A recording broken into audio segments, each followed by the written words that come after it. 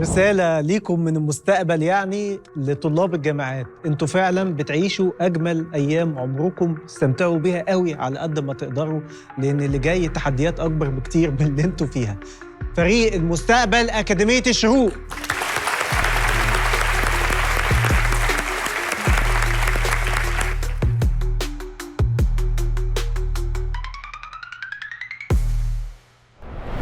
انا يوسف نجيب من اكاديميه شروق. انا عندي 24 سنه. احنا الفاينانشال اسك بتاعنا مليون جنيه. اول حاجه، احنا المشروع بتاعنا الهيومن فولور كار. المشكله اللي احنا بنواجهها هي زياده عدد العمال في المصانع والمطارات. دي ساعات بتؤدي لمشاكل وفي نفس الوقت بتبقى تكلفه عاليه. طيب المشكله دي بتواجهنا في المصانع والمطارات بشكل محدد قوي، بس العربيه ممكن تغطي اماكن اكتر من كده. العربيه بتعمل ايه؟ العربيه بتشتغل بطريقه بسيطه جدا. انا بقف قدام العربيه، اول ما برفع ايدي اليمين العربيه بتعمل كونكت على جسمي، وافضل طول ما انا ماشي العربيه ماشيه ورايا، واحط عليها الحموله اللي انا محتاجها واتحرك بيها. بتشيل حموله لحد قد ايه؟ بتشيل لحد من 400 ل 500 كيلو. اول لما اوصل للمكان اللي انا عايزه ارفع ايدي الشمال، العربيه تعمل ديسكونكت وتفضل في المكان ده. تمام. العربيه هنلاقي فيها كونكت كاميرا تقدر تكونكت على جسمي وبتحس بيا طول ما انا ماشي، بتبقى ماشيه ورايا. فيها فلاش ليدز بتحدد الاماكن اللي هي رايحه لها. طب وهي ماشيه قابلت حاجه واجهتها في الطريق هتقف. دي الحاجه اللي بتميزها، ان هي كبروتكشن عاليه. يعني هي مثلا لو هي موجوده في مخزن في مصنع، يستحيل ان هي تخبط في حاجه. مش هتخبط في حاجه وتقلب المصنع او المخزن كله على بعض، لا، هي البروتكشن بتاعها عالي جدا. تمام. احنا زي ما قلت الماركت سايز بتاعنا، احنا في المصانع والمطارات ده بشكل محدد جدا. دي الحاجه اللي احنا هنركز عليها، وبالذات المصانع. وكمان في حاجات تانية ممكن نبدا نبص عليها اكتر، زي السوبر ماركتس. لو هتحتاج ان هي تنقل في وقت بضاعه كتير جدا، فممكن تحتاج ان هي عربيه زي كده تتحرك بيها. هنلاقي هنا في الديمو بتاعنا ده شكل العربيه. هو احنا اول لما نرفع ايدينا اليمين العربيه تبدا تتحرك معايا، هتواجه ناس في النص مش هتكمل. يعني هي وقفت لحد ما الناس وسعت من طريقها وبعدين مشيت. طب لو انا لو الناس دي ما وسعتش، هتفضل واقفه مكانها عشان هي مش هتخبط. هي يستحيل تخبط في حاجه، هتفضل واقفه في مكانها لحد ما الحاجه دي تتزاح او تتحرك من مكانها، وساعتها هي تكمل مشي. اول لما نقف هنرفع ايدينا الشمال تعمل ديسكونكت وتفضل واقفه مكانها. تمام. هنيجي بعد كده مين الكومبيتيتورز بتاعتنا في مصر. هنا هي اول عربيه تتبع الانسان موجوده، فيرست هيومن فولور كار ان ايجيبت. هي اول عربيه. طيب ايه الكومبيتيتورز بتوع من الاخر كده؟ الحاجه الاثنين هم الاوناش اللي هي اللي بتشيل، والهيومنز. تمام. هم الحاجتين دول بس هم الكومبيتيتورز بتاعتها. لكن كشكل عربيه بتتبع الانسان طول ما هو ماشي، تفضل ماشيه وراه، ما فيش من الشكل ده. وفي نفس الوقت هي كشكل كاستخدام مش محتاجه مهندس مثلا يشغلها، لا، هي بطريقه بسيطه جدا. العامل اللي قدامها ده اول لما يرفع ايده اليمين تعمل كونكت، طول ما انا ماشي هي ماشيه ورايا. اول لما اوصل ارفع ايدي الشمال تعمل ديسكونكت. احنا الستبس بتاعتنا اللي هننزل بيها الجو تو ماركت ازاي. احنا سهوله الموضوع ان احنا نبدا ننزل بيه المصانع، ان انا ابدا اعرض الموضوع على المصنع الاول، وان انا اديها له بسعر رمزي، حاجه بسيطه. ممكن اعرض البروتوتايب بتاعتي. مع الاستخدام هيلاقوا ان هي حاجه هيقدروا هيستخدموها، لازم هيستخدموها، لان هي بتشيل وزن ومش بتحتاج عمال تنقل كتير جدا. هو مجرد عامل هيحط عليها الحاجه، وطول ما هو ماشي هي ماشيه معاه. ما بتشتغلش ببنزين ولا بديزل ولا باي حاجه، فهي صديقه للبيئه، بتشتغل كهرباء بس. ستيب 2 بقى، ان احنا بعد سنتين ايه اللي هيحصل؟ بعد سنتين هنقدر على الاقل نكون موجودين في مطار على الاقل. تمام.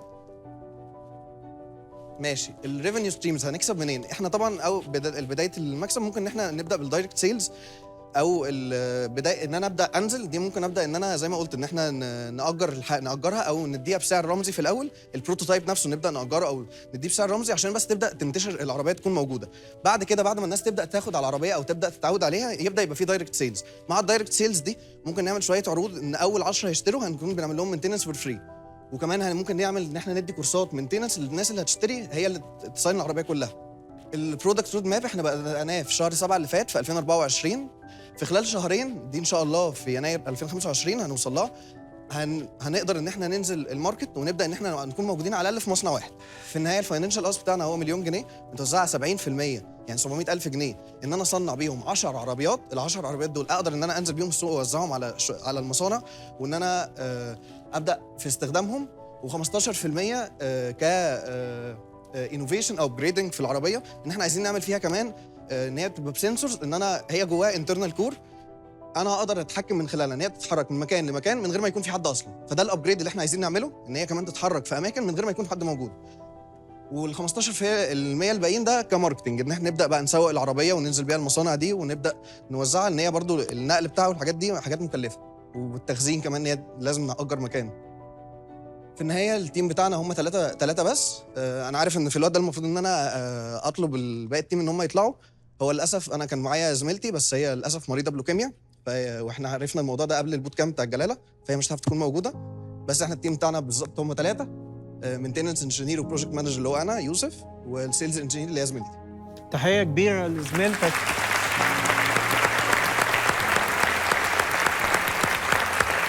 ربنا يشفيها، وانا عارف ان هي بتشوفنا دلوقتي، وكله عارف يعني علميا حتى 90% من اللي في سنها ربنا بيخليهم يعدوا ان شاء الله، وهتعدي وان شاء الله هتنتصر في معركتها.